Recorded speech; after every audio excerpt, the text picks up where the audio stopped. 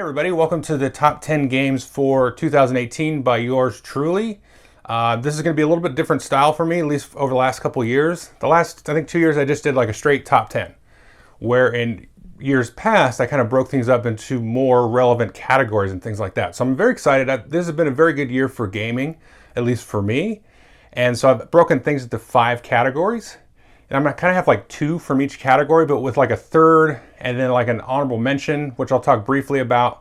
Then I'm also going to mention 5 games at the very end, if you care that much, about games that have a 2018 release date that I've had a chance to try or play that I really liked, but that are actually not out yet, at least in the United States and sometimes everywhere. So we're going to break through all of that. So it's going to go through 5 categories. The last category, that's going to be where my number 1 game of the year is from. And that's the game that I'm going to be giving away, so no spoilers there. So just to kind of give you a sense of the sheer amount of overwhelming amount of games. Board Game Geek did about 300 videos from just Essen. So forget Gen Con, Origins, all the other conventions. Just Essen, 300 videos covering all that stuff. That was only a third or fourth, I think that was a fourth of all the Essen releases. So there's about 1,200 Essen releases. And they just had a chance to cover just the 300. So if you ask like, where's this in your top 10? You know, how come you don't have this game? It's like, well, can I play 4,000 games? Like not even the Dice Tower will play 4,000 games, right? So this is just, you know, different styles of gaming and stuff like that. So if you are interested in like certain casual games, more strategy games, miniature games, that kind of stuff, hopefully you can find something you like out of this if you haven't already heard of some of these. Now, most of these I've done videos on. Some of them I haven't. I've only mentioned them like on the podcast that I do every month. And the reason is probably because I've played it a lot more since the time that I initially played it. And might have slotted into like a really good month where I had kind of a lot of games to play and that I wanted to play. And I only got to video 1 or 2 of those. And then some of the others might have sort of bubbled up again over time. So let's jump into the first category. This is going to be like your fun party game, casual game. You can get a big group. It's more socially oriented. And the honorable mention is Decrypto. And that is a very interesting word game. I would highly recommend everybody take a look at that one. It's kind of like a weird sort of gamery sort of codenames kind of vibe. I talked a little bit about on several podcasts ago. But so the number 3 in this category, which is just barely below the top 2. This is Chronicles of Crime. This is a recent play. Really enjoyed this. This is very much an app-driven kind of detective game. I highly recommend this game. And honestly, this one with the other 2, it's very, very tight. A lot of these categories are very tight in terms of like where I could rank them. I could easily slip this one into the top 1 or 2. I think this is only number 3 right now because I've only had a chance to play it a couple of times. And, you know, it's relatively new, so I didn't feel like I should push it up over some of these others. So definitely take a look at this one and Decrypto. Those are kind of my 2 honorable mentions. So the number 2 for this category is Just One. I did a review of this a couple of weeks ago. This is a simple word game. It's, you know, everybody writes down a word to try to give the person whose turn it is a clue to the one word of the card that they can't see. It's really, really interesting. It kind of reminds me of an old sort of family game, mass market game from I think the 80s or 90s called Scattergories. And it kind of turns that into more of a cooperative style game. Really, really fun game. This one has just been a blast, and it could easily have been my number 1 for this category, which happens to be Cryptid. This one I think is something very, very special, honestly, and this is one I kind of considered putting at the top game of the year, to be honest, because what this is so it's a deduction game. You have like a treasure or a monster that everybody's trying to find, right? You're trying to find the cryptid. And everybody has one clue to where it is, and you kind of ask each other questions, and you answer that, and you mark this board with cubes and discs and so on. And then you have to then at some point try to do like an explore action or a search action, and then try to say, this is the spot, and then everybody will answer if it's legal for them. The thing I really like about this is it tends to emphasize sort of that gut feeling, that sort of impulsive type of activity, whereas a lot of other deduction games, it's very sort of linear and, you know, very methodical and procedural, to mark this off, check this off, that's great, but it's also kind of boring. Whereas this, you got to take like a little bit of a risk to win the game because of the way the turn order works. You're like, okay, I know if I don't get it this time, Billy to my left is probably going to get it. So I've got to take a little bit of a risk and ask, and then that will sort of unfold. So I like that. It adds that kind of pressure and tension to it, which it should be a very, very dry game, but then that kind of aspect elevates it to be very tense and social, and there's a lot of banter and stuff like that. So that's number one out of that kind of social category, cryptid. Now the next group is a very, very weird group. So these are games that I can't really put, I mean, you can categorize them, but I don't really have enough games from any of these categories, but I think they're all kind of weird and quirky in their own way, that I just kind of grouped them in a kind of miscellaneous category. So the honorable mention for that is going to be Fog of Love, right? Which is a cooperative, relationship simulation sort of game where you play cards and you sort of score points, but that's not really the point. The point is kind of the story that you tell with you and your partner about how this relationship unfolds over time. Really fascinating. My wife and I have played it several times, and she really enjoys it, and I really enjoy playing it with her. I think it's fun because, I'm playing it with my partner, and I think it would also be fun to play with, not necessarily a stranger, but just somebody that isn't your partner. That could also have an interesting dynamic. So I definitely recommend Fog of Love. So that's kind of the honorable mention. The second kind of honorable mention that's right up there is Wildlands. And this I put this in the kind of weird miscellaneous category because, yeah, it's a miniature skirmish game. So you could kind of put it in a miniature category, or maybe like an Ameritrash category because there's a lot of combat and fighting. It's got that very sort of Hollywood summer blockbuster type of vibe in terms of the theme. But it has this really intricate, very discreet card play, let's call it, because you have to really manage these hands of cards and keep counters and all these things possible, so you'll be driving stuff around. So we did a tabletop showcase on this. I did the painting video. I would definitely go watch Matt Evans' board game replay to get a real sense about the lot of depth that is in this game. It's just a very wonky, different kind of game. It's designed by Martin Wallace. It's just not really like anything I've seen him do. But I definitely recommend folks take a look at this. So the top two from this strange category. So right now we've got Fog of Love and Wildlands. I know Wildlands is a little bit of a stretch because you could fit this in some of the other categories. But it's just wonky enough that I wanted to put it in this category. So the number two, anyway, is The Mind. This is coming over from Pandasaurus Games. And this is a very weird game. I didn't do a video review of this one. I know there's tons out there.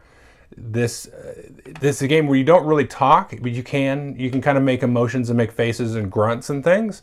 And you can maybe talk a little bit, but you're not really supposed to give away the cards that you have in your hand. And you're supposed to play these cards in numerical order. Everybody gets a bunch of cards, and they go 1 to 100. And then you just start playing cards without really telling anybody about the cards in your hand. And then if you don't play it in the right order, like if you play before somebody else's card, you get penalized. So anyway, there's a ton of videos on this. It's fantastic fun. It's just ridiculous fun. I've played this, I don't know, dozens of times now at conventions, at game night, it's filler. We played it at lunch a little bit. And this is a high recommendation for me, really high. You just kind of don't take like the rules as serious. This is open to house ruling and stuff. And I talked a lot about it in the podcast where I talked about this, about how you can kind of manipulate the rules for your group to make it fun, basically, probably for no matter what group you have. Not everybody likes this, but I love it. That's The Mind. So the number one is tricky because it's going to be this big box.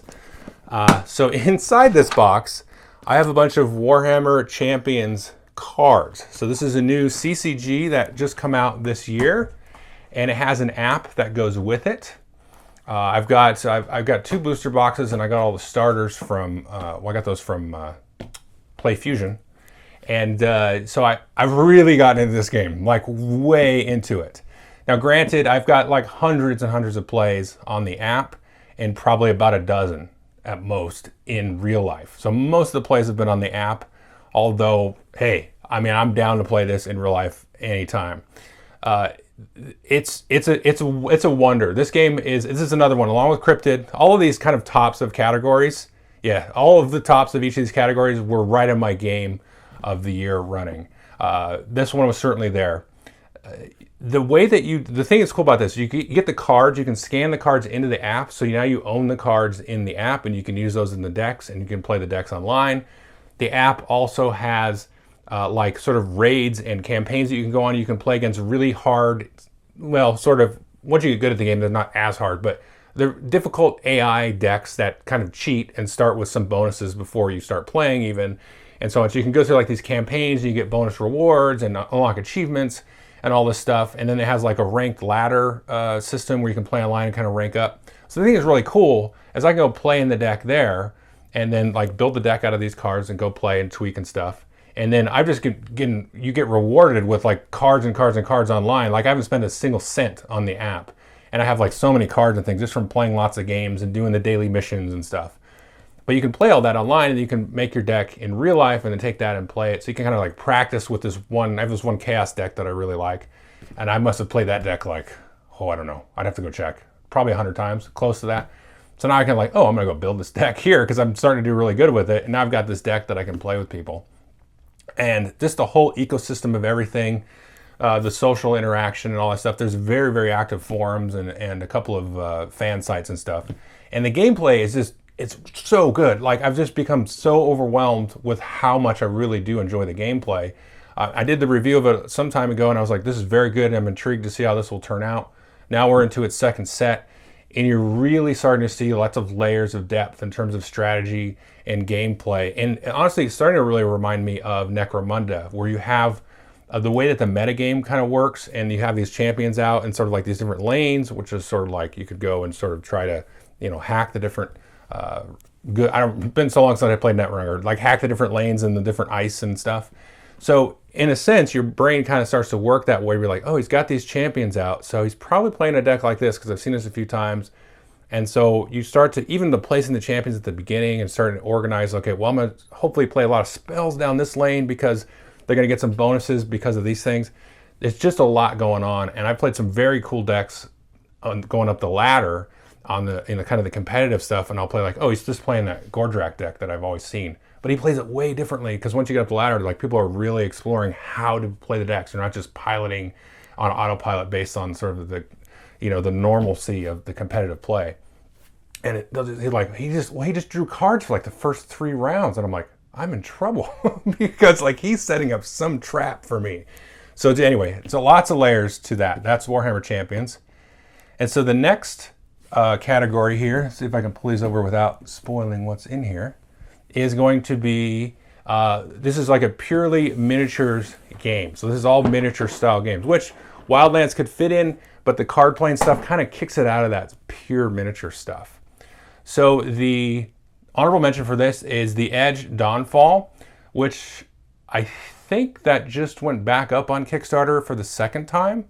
And if you missed out on it, definitely take a look at it. It's a huge package. I did a big video review on it. You get lots and lots of miniatures. It's kind of like a accelerated Warhammer Underworld Shadespire type of vibe. But the box that you get gives you like 7 teams, there's giant narrative campaigns. The gameplay's super solid, super fun. It's just a massive endeavor. Now you're going to spend a decent amount of change to get into it, but from what I've seen, it's worth it. This is like the best example of kind of the overwrought, over-the-top Kickstarter is The Edge Dawnfall. Awakened Realms in general, I've liked most of the stuff that they've put out, and they really do kind of cross the T's and dot the I's with all the stuff, and they add all this extra bonus stuff, and it's super fun. So that's The Edge Dawnfall. And then the number 3 is Gaslands, and this is the book. So if you're not seeing this, this is just a miniatures game. You can get this book. What's the cover? The cover's $19, but I've seen this for like $12 on Amazon. You get this, you get some Matchbox or Hot Wheels cars, and you're ready to play basically like kind of a Mad Max or Death Race style miniatures game with those Hot Wheels cars. Super fun. Now, technically this came out at the end of 2017, but again, it came out at the very end. I think we didn't see it here until December. They had like a small run, I think, that sold out very quick in the fall, and then they sold out a bunch more, and then I didn't get around to playing it till this year. So it came out right at the end of 2017. This is it. If you're like, I want to get into a miniatures game, but I don't want to build miniatures, I don't want to paint, I don't do all this stuff, but I'm a board gamer, the miniature stuff, this is easily, just get this. You're going to spend $10-15 on the book. Go to a local dollar store or any kind of toy store or Toys R Us if those are still around. I think they're gone now, but get up a bunch of Matchbox or Hot Wheels things. You can fill out and say which guns are on there. You can get into like modifying the cars and gluing little 40K guns on the cars and painting them up and smashing them up if you want.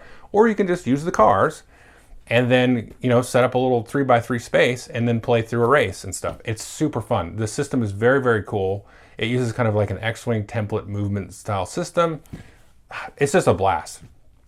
And the other thing is, if you're into like 40K or something like this, and especially if you have that new Speed Freaks game, I want to get that Speed Freaks game, which is like scaled up to the 28 millimeter, and you play on a 6x4 table, and you can use the bikes and the tanks from 40K, you can use some of those cool cars, and then you can get scaled up templates. So if you already have like a lot of that stuff, like you have a 40K army or two or something and your buddies do, you can pick this up and then just kind of trick out the cars, and you're going to probably have guns and machine guns on them anyway, and you can just play on a normal 6x4 table, use all that terrain that you already have that's to the right scale, and then get this. So this is just like, it's great for people that have been playing miniatures forever and for new people.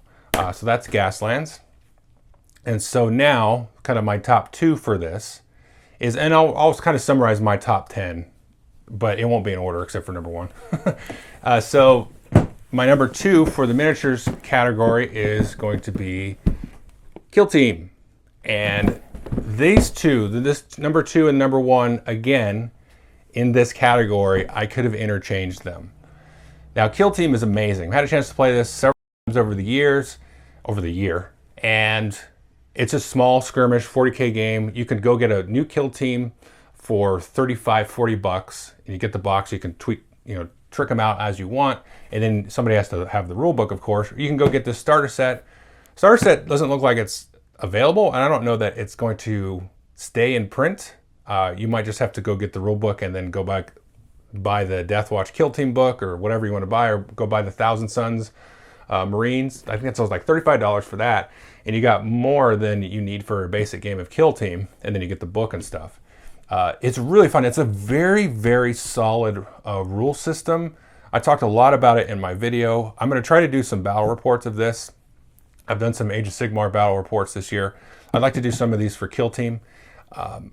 The system is so interesting. So this is kind of the takeaway with that is, most miniatures games are going to be, I do everything and then you do everything. So I move all my guys, shoot, fight, and then you do all that for the round. Or they're going to be kind of, intermittent activation. So I'll move a guy, do something, or a unit and do something, and then you will choose another one. And you'll kind of work down in initiative order, or you'll just kind of choose.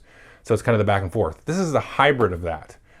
So each side is going to move, I'm going to move everything, and then you're going to move everything. And then we're going to take turns one at a time shooting, and then one at a time fighting after the shooting phase. So I love that, because the back and forth interaction of I do one thing, you do the other thing is cool, because it's a little bit more tactical and you can kind of adjust, and the turns are very quick. So I'm doing something, you're doing, so you're always involved. But the large scale, like I'm going to move my whole army, do all this stuff, the turns are going to take a while, and you're sitting there waiting, you could be waiting 20 minutes for your turn. But you miss out when you get rid of that whole big scope thing. You kind of miss out on the larger arc of strategy. So the movement in like a large scale game like Age of Sigmar 40K is like the entire game for winning. So it's like, I got to move these guys here, these guys are going to cover them, you're going to flank. So it's this big whole sort of complex thing. Well, this kind of retains that, because you have the big movement, and you're only moving, a handful of models, maybe a dozen models at tops, but you still have that larger epic scale strategy kind of feel, where you can say, oh, I screwed that up by moving him over there. And then, you have that back and forth. And then when you get into the turns, back and forth, shoot, fight. So it's still very interactive and involved. So it has a nice blend of all of that. It's got a lot of, little tactics and special abilities and combos and stuff that you can figure out. So now the only reason this isn't number 1, and I might have made this number 1 over my number 1, is sort of the release production schedule thing of it. So like I mentioned, I don't think that they're going to come out with a start set anymore. So if you're trying to get into it now, it's like, okay, it might be a little bit complicated if you're completely new. You have to get the rule book and figure out which team you want to get. So you got to go get this box and maybe go buy a terrain box or something. You don't need a lot of terrain, so it shouldn't be overwhelming in that. So you can get a terrain box for like $80, and it's going to come with some stuff, and you get the book, and so you're in for like $130, and you're in. But some of the special team boxes that come out with, they have like their own unique tactics cards, which, depending on if you're in a tournament, it doesn't matter because they may not be allowed to match play, or maybe your friend has the cards and you don't. You could just agree not to use those special cards. And then there's some other things like some of the leaders and commanders. You can get like a commander's expansion. So it can be a little confusing as a new player, like what to get. But the other hand, here's the other thing. That's just why it's not my number one. It's almost my number one because none of that stuff really matters. Because the base core book and the base team that you get to throw together some terrain. You're gonna in there and you're gonna be getting it like 95% of the game. All those kind of extra widgets and one-off kind of thematic cards and things that you can get, they don't matter. Because as a new player, you might think, well, I'm missing out on this, but you're not really missing out on anything. They're not required. I've never played with any of those special one-off things. I do have some commanders and stuff. I got the commander expansion, but some of that one-off stuff, yeah, it's not that important. I wouldn't say you're like missing out on anything huge, but the perception is there that you've got to go like chase these cards and stuff, and you do not have to whatsoever with this. It's not like X-Wing where you were going to have to buy models just to get a neutral card to use in your other army and stuff. It's not like that at all. Other than that, like very small critique, this might have been my number one for this category. Now, my number one, some of you probably guessed it because I babble about this game, is the new Age of Sigmar's second edition Soul Wars box set specifically. And specifically the box set. I would say if you want to play a large scale miniatures game, the Age of Sigmar Soul Wars box set is like by far the best release. I've only been doing this for a couple of years with miniatures, so there might be some old one that's really good. This is the best release I've seen from Games Workshop or anybody, because you're going to get two quote-unquote 1,000 point armies. You're going to get the Nighthawk and the Stormcast. They have points within the box so that you can sort of point them against each other. So you can play a little 500 point battle, a 1,000 point battle there. With just that, you forget all the new general handbook and all those other points that are in there. It has like a few dozen, maybe a dozen plus 6, 18, maybe like 20 different scenarios. So if you and a friend got this and you built them, you painted them up and all that stuff, you don't have to paint them, whatever. And then you get in there, you can have so much replayability. There's like match play, like balanced missions, there's narrative fun missions, there's all this stuff. It has like different realm abilities and allegiance abilities, so you can kind of slowly add in some of those more complex aspects to the game. You can just get the box and you could just get that box. So from like the board gamer mentality of like, I want a box, just everything in the box. I don't have to go like chase expansions and extra units and all. I want a self-contained experience. You can 100% do that with this Soul Wars box set. And the models are amazing. They're a little bit tricky to put together before you run out and buy it. So they have what's called push to fit, which most of the time seems to work with the Games Workshop products. In this case, there's a small thing. So if you do get this, there's going to be little pegs in there that sort of join or push into a hole on the other side of the miniature that you're trying to put together. Cut those pegs off just a little bit and you're going to be just fine. So other than that very small thing, this is 100% kind of the best sort of intro to a large scale game like this that's out there. And I 100% recommend, because it's really fun. Age of Sigmar is a fantastic system. It's probably at this point my favorite kind of miniatures system overall, just for all the different ways that you can play it. And I mean, it's a great deal to get. Compare the price of getting the Soul Wars box set to like any of those Kickstarters and things that are out there. You get this and you're going to get tons and tons of replay out of it. Okay, so that's the miniatures category. So we got two more categories, and the next one is going to be kind of your Euro strategy game. The honorable mention for that is going to be Root, which is a game I've really enjoyed. We've played it several times at the game group.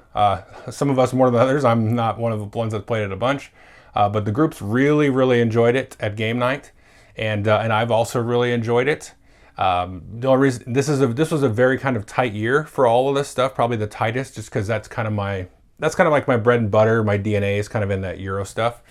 So definitely recommend Root. It has some slight learning curves, I would say, not unrecoverable, and it's got some weird kind of balance issues that are kind of have to be mitigated by the players themselves.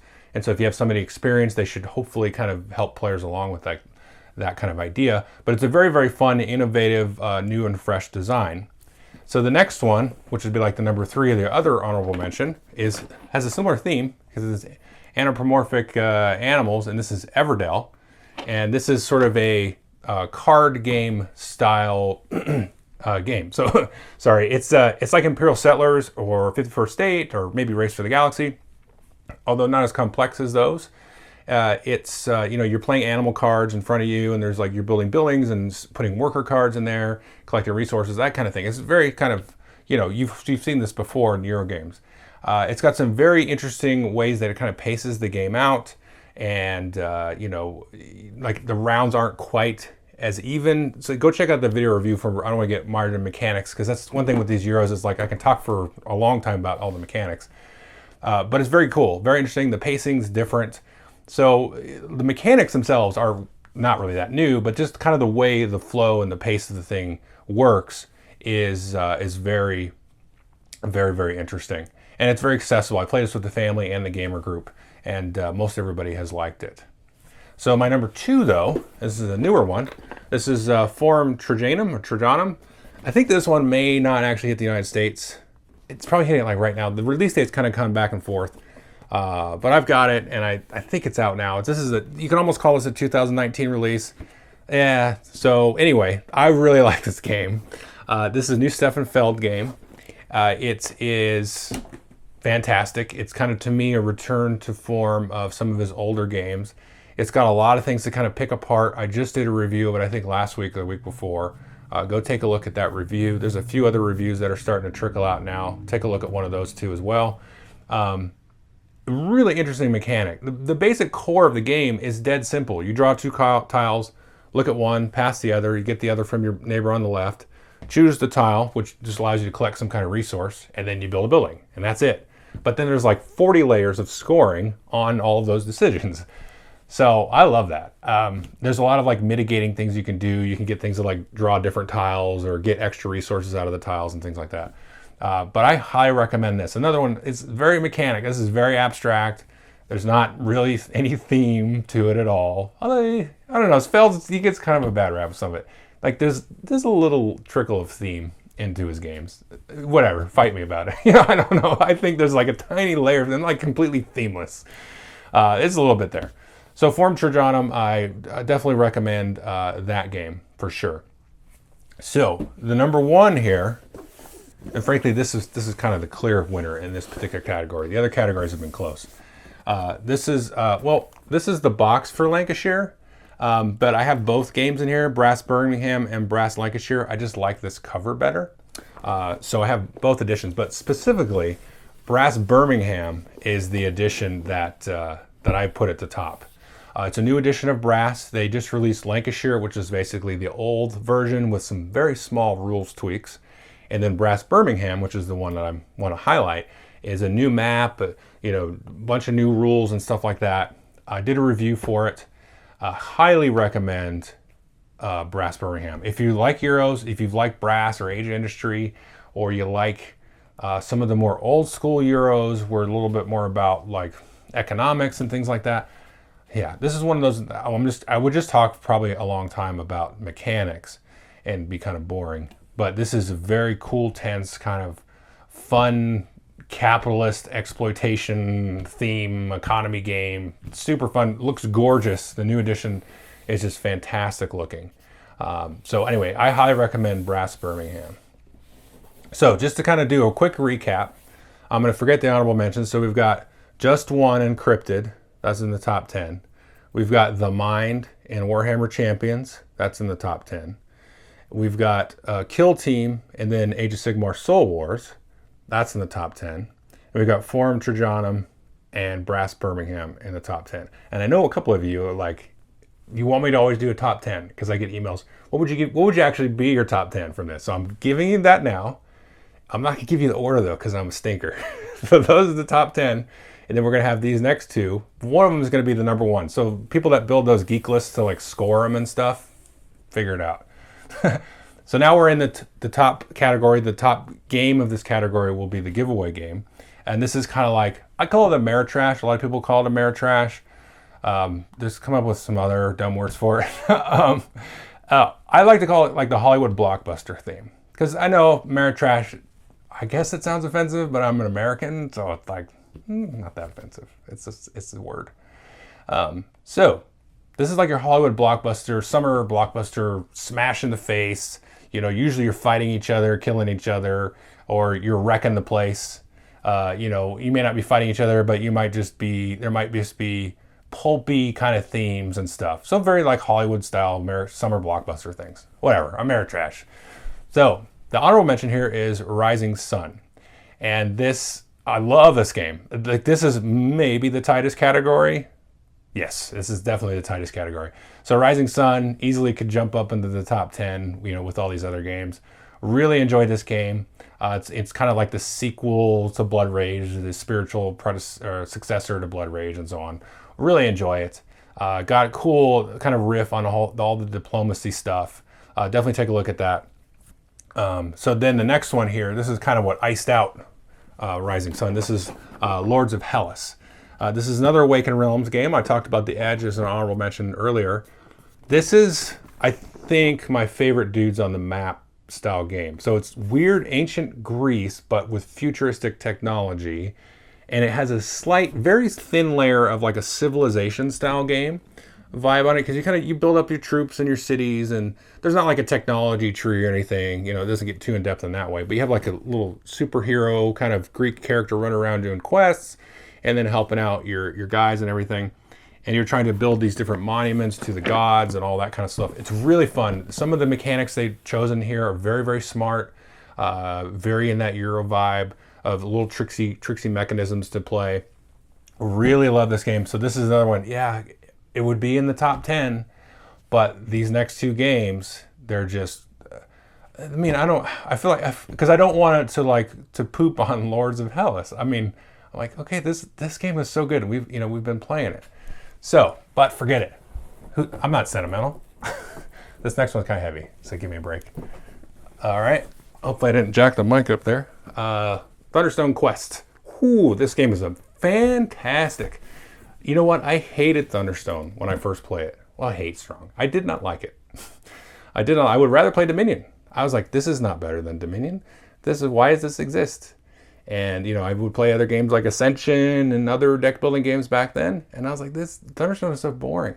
This is amazing. Thunderstone Quest just takes the same core engine, adds on these cool boards and the way that you explore and move through the dungeon and go to the village. And it's even got a campaign that goes through it. And you can keep cards in your deck from, the previous missions. And just the cool little side quests. And you have these different guilds that you can belong to.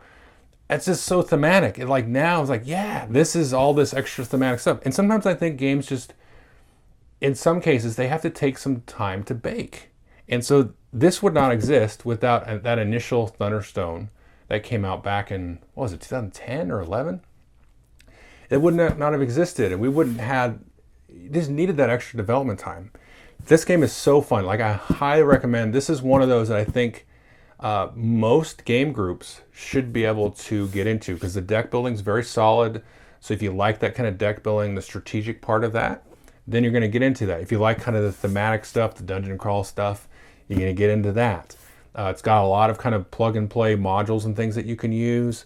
It's got the campaign that you can do. You can just do them as one shots or whatever. There's a lot of variety here, a lot of different heroes you can use, all in the main core box there. So this is a high recommendation to me. And for a while, I was like, yeah, this is definitely my game of the year, 100%. This one, Brass Birmingham, Lords of Hellas was even floating up there, Cryptid, all of those kind of floated up there, the Age of Sigmar Soul Wars box set. So this is definitely in that running. So the number one game, if I could reach it, of the year and of this category is Warhammer's Quest Blackstone Fortress. And so this is the game I'm giving away. So if you want to leave a comment, that's all you got to do. Just leave a comment below on the YouTube video. Then you're entered, and I'll figure it out. So this game, it's just accelerated. It's a new game. So it just come out and within the last month. It's had used a similar system to the old Warhammer quests from a couple years ago, Silver Tower and Shadows over Hammerhall. And but it really accelerates that design and does something that, this is the main takeaway for why it's the #1 game of the year for me, is there is a threat of actually losing the campaign. Because it's meant to be played through a campaign, and you're going to play probably about a dozen sessions. It's going to kind of vary. If you want a lot of details, I did a video review of it. But you're kind of pushing your luck, diving through this black stone fortress, this giant, humongous, unbelievably large spaceship, and trying to get these clues to uncover this kind of hidden vault final chamber to kind of get at the sort of secret of the spaceship and all that stuff. But the game can be very brutal, and you can have just people die, and if they die, and they're out. So when players are playing, they don't really like say, I'm going to pick Escarno or Janice, and that's going to be my character. Well, they might die, friend. And so what you should do is like not get attached, and then if your character dies, you just go and grab from the pool of 8, and then you play with that one. So you play it from the mentality of a group, not as this is my character and I'm doing this. Because somebody's going to die. Somebody's going to lose a character, definitely, at some point during the campaign. So you kind of play through that, and you always play with the 4 characters. And then, but every time you kind of go through these long expeditions, which could be long, they'd be like 1 to 3 hours, you're going to like flip a card out of this legacy deck, and that's a timer. So if you don't go through all the strongholds and the hidden vaults and all the quests and things, by the end of that, or you lose, too many people die, then you lose the campaign. But it has all these cool envelopes and things you can just put stuff in. So it's like, they don't advertise it as a legacy game, but it's kind of like a legacy game, except you don't destroy anything.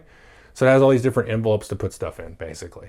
So if you want to pause your adventure, like it's taking too long, it's like, hey guys, we could do another card out of this, exploration card out of this deck, but we got to go in like 20 minutes. So you just pause it, put all the decks in its own like stasis chamber. It's an envelope. Put all the characters in their stasis chambers and stuff, and there's like this whole town phase where you can go back out to this like port, place, this sort of, it's like a bazaar, it's a space bazaar with all these crazy characters. So you can go make trades and deals in there, and then you can just pause it and then put all the stuff in the envelope, and away you go. And like I said, the whole campaign, the fact that you can lose a campaign, and the fact that the campaign is brutal really make the game, because if you have somebody that's like about to go down or they die, it's like, well, I guess we should have left and then went back up and, kind of healed up our wounds and got some new item cards. But every time you do that, you flip a card out of the legacy deck. So there's that timer, tick, tick, tick, tick, tick, tick, tick. And it's that balance of that and that sort of momentous pressure of the whole campaign just weighing on you it's cool. You don't really have that. Like a lot of these other dungeon crawl games, you go through the campaign, oh, he died, big deal, moving along, so I love that. And it's a 40K thing, right? So it's like, it should be like, this is not a friendly place. So it exudes that. So anyway, this is the game that I'll be giving away, and probably get it from Miniature Market and send it to you. So expect to, from that, just leave a comment, and then I think in sometime towards the end of the year, before the end of the year, I'll notify the winner and announce the winner and all that stuff. So that's been my top 20, sort of top 10 games. I do want to mention 5 quick honorable mentions that I've had a chance to play, but they're not, I thought they were coming out this year, but none of these I think are. The first one is Underwater Cities. This is coming out from Rio Grande, where I live. It's been now pretty well released over in Europe, but you can't find it over here. Really fun, kind of terraforming Mars style card game with worker placement. That's Underwater Cities. Really fun game. Next one is Time of Legends, Joan of Arc. And this is coming out from Myth Games. And this is fantastic. I'm really excited. This might be the one I'm most excited to play more of this year. Should have the Kickstarter stuff coming at some point, I think probably in summer. Really fun, very small scale, like small as in like, it's like 10 or 15 millimeter miniatures, kind of epic thing with lots of narrative and stuff. Really take a look at this game. Hopefully it'll be out, released in some other fashion except for Kickstarter backers. So you can find it in stores, I hope, because it was really fun. I had a chance to play it. Victorian Masterminds is coming out from CMON. That's coming out real soon. I actually have a copy, but it's definitely not being released until 2019. I've really enjoyed it. It's a very fresh game. Eric Lang and Antoine Bauza Anton Balza from Seven Wonders and of course Rising Sun and things. Co-design, really cool, whimsical, fun game. I think it's going to be a good family and gamer game kind of thing. So that's really cool. Comanauts from Plat Games. That's a fantastic system. They had another system like this. It was for kids. Oh gosh, I'm spacing on the name of it. So it's like an adventure book, and you actually like place things on the book and move around, and you're trying to sort of figure out sort of this psychological trauma of this character. And there's like this new sort of matrixy technology where you kind of adapt your sort of personalities towards the thing. It's really kind of bizarre, but it was a lot of fun when I played it. And then the other one was Vault of Dragons. That got kind of delayed. That's coming from Gale Force 9. It's kind of like Sons of Anarchy, which if you played that game, it's really fun, but in the D&D universe. And I thought that was really cool. I just had a demo of it, but I was really excited by it. So that's just kind of 5 to kind of watch out for 2019. Anyway, that's the video. Thanks for putting up with me this year, if you've put up with me. Yeah, I had a good year, and I'm looking to have more fun next year.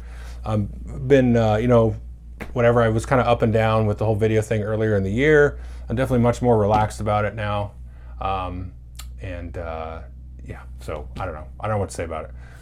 I just more chill with this whole thing now. Like, I don't know how to explain. If you listen to my podcast, and stuff like that, you probably kind of get it. And, kind of existential crisis. I think I'm making more of a big deal out of it than I should. But anyway, so I'm in a good spot with the whole video thing. And those of you that have been watching me for years or that are new, I appreciate all the good feedback and everything. And, I know like some of you I haven't interacted with as much, that some of the old school people, I guess, thinking Andy and Keith, but yeah, so yeah, it's just good to see when I do see comments from you guys and everybody. It's just good to see. I know I do get some comments sometimes about like, hey, since you like miniatures game now, I'm not sure I can trust your opinion on Euro games, which drives me crazy. But anyway, please don't think that. I mean, if we disagree on, like I review a game I like or don't like and you're on the other side, yeah, all right, that's just going to happen. But like, I've gotten more than a few comments about that. Like, well, since you're doing miniature games, I don't think that you really have, I mean, this is serious. Like, I can't believe I'm saying this out loud. Like, I can't believe people think like that.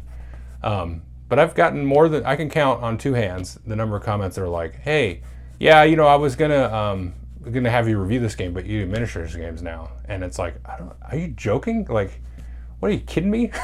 What does that matter? Like, I'm broadening my gaming horizons here, buddy. Anyway, it's not really negative. It's just like, I just kind of put that out there because I'm like, you guys, do people think like this? Is that what's going on? It's so weird. But back to my initial point, I'm just at a great place with this because of all these different games that I'm playing. Doing the battle report videos, you're going to see more of those in the coming year. You're still going to see the reviews. The podcasts are a great outlet for just kind of doing a catch-all.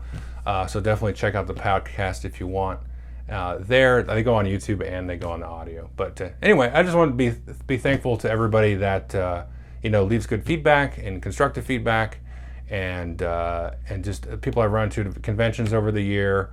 I just enjoy it. This is honestly this is for me.